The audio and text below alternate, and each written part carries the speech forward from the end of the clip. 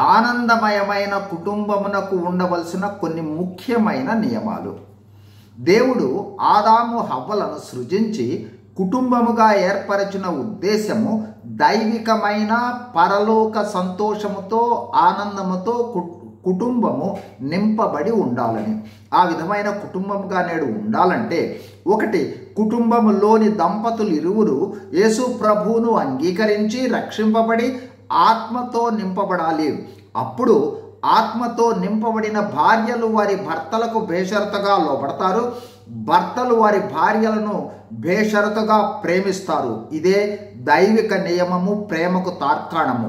మరియు ఒకరికొకరు విశ్వాసఘాతకులుగా ఉండరు.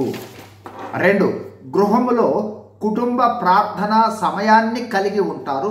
అనగా ప్రార్థన, ఆరాధనలు, వాక్య ధ్యానము కుటుంబ సభ్యులందరితో కనీసము ఉదయ సాయంత్రములు కలిగి ఉండాలి.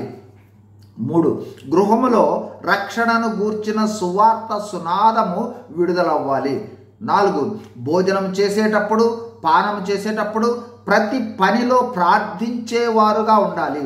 5, సంఘము యేసు ప్రభు శరీరం అనే విషయాన్ని గ్రహించి క్రమము తప్పకుండా సంఘ ఆరాధనలలో, పరిచర్యల్లో భాగస్వాములుగా ఉండాలి.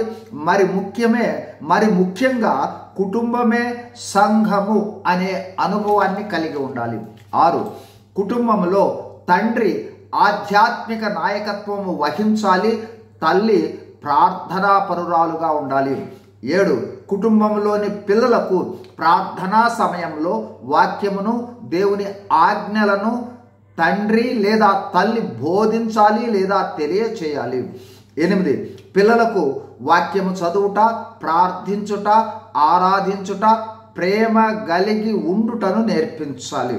9, భౌతిక ఆశీర్వాదాలపై ఆసక్తి చూపువారు కాక ఆత్మీయ గ్రహింపు కలిగి ఆత్మీయ ఆశీర్వాదాలనే చూచువారుగా ఉండాలి. 10, చివరిగా దేవుడు క్రైస్తవులమైన మనతో కుటుంబంలో కూడా ఉన్నాడని, ఎక్కడ ఉన్నా ఆయన వెంటే ఉంటాడని, మన జీవితంలో మనం వెళ్ళే ప్రతి పరిస్థితి మన మంచికే అని గ్రహింపును కలిగి ఉండాలి. ఈ విధమైన నియమాలు మనం కలిగి ఉన్నట్లయితే మన కుటుంబము పరలోక తుల్యమైన సంతోషాన్ని కలిగి ఉంటుంది. God bless you. Thank you.